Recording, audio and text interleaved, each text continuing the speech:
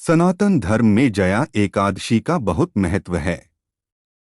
माघ शुक्ल पक्ष की एकादशी को जया एकादशी कहते हैं। इस एकादशी का व्रत करने से व्यक्ति भूत प्रेत पिशाच की योनि से मुक्त हो जाता है। इस दिन भगवान विष्णु जी और मां लक्ष्मी की विशेष पूजा अर्चना की जाती है। मान्यता है कि इस व्रत से व्यक्ति को पापों से मुक्ति मिलती है और मोक्ष की प्राप्ति होती है। एक बार धर्मराज युधिष्ठिर द्वारा भगवान श्री कृष्ण से माघ मास में आने वाले एकादशी व्रत के बारे में पूछने पर भगवान श्री कृष्ण ने धर्मराज युधिष्ठिर को बताया कि जो भक्त इस व्रत को पूरे श्रद्धा भाव से करता है उसे भूत प्रेत और पिशाच योनि से मुक्ति मिल जाती है।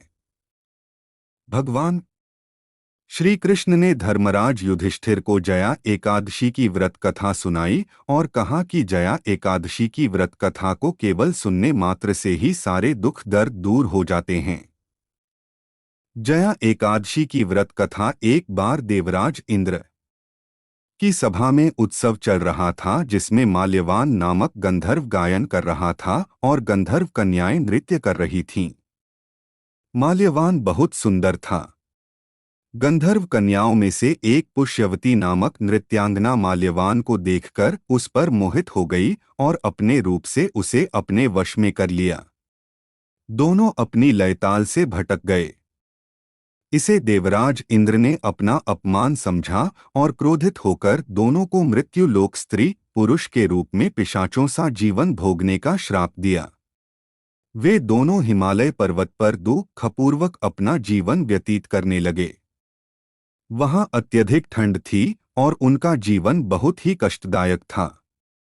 एक दिन दोनों की भेंट नारद मुनि जी से हो गई। नारद जी ने उनसे उनके दुख का कारण पूछा तो उन्होंने देवराज इंद्र द्वारा श्राप दिए जाने की सारी घटना नारद जी को सुना दी। उनकी सारी बात सुनकर नारद जी ने उन्हें माघ मास के शुक्ल पक्ष की जया एकादशी का व्रत पूजन विधि विधान से करने को कहा। दोनों ने पूरे विधि विधान और श्रद्धा पूर्वक जया एकादशी का व्रत रखा और सारी रात जागकर भगवान विष्णु जी का ध्यान किया।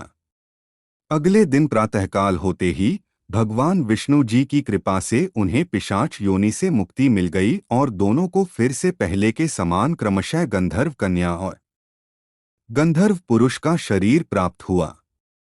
जब वे दोनों वापस देवराज इंद्र के समक्ष पहुंचे तो देवराज इंद्र उन्हें देखकर बहुत आश्चर्यचकित हुए। उन दोनों ने बताया कि भगवान विष्णु जी का ध्यान करने और जया एकादशी का व्रत रखने से उन्हें पिशाच योनि से मुक्ति मिली है। जया एकादशी की पूजा विधि। जया एकादशी के दिन प्रातःकाल उठकर स्नान करें। भगवान विष्णु जी का ध्यान करें। पूजा स्थल पर भगवान विष्णु जी की मूर्तियां तस्वीर स्थापित करें। उन्हें गंगा जल से स्नान कराएं। विष्णु भगवान को चंदन अक्षत नैवेद्य फूल फल दीप और धूप चढ़ाएं। भगवान विष्णु जी के मंत्रों का जाप करें। विष्णु सहस्त्र नाम का पाठ करें। भगवान विष्णु जी को भोग लगाएं और आरती करें। परिवार में प्रसाद बांटें। जरूरतमंदों को दान अवश्य दें। जया एकादशी 2025 तिथि और शुभ मुहूर्त। इस बार जया एकादशी का व्रत 8 फरवरी 2025 शनिवार को रखा जाएगा।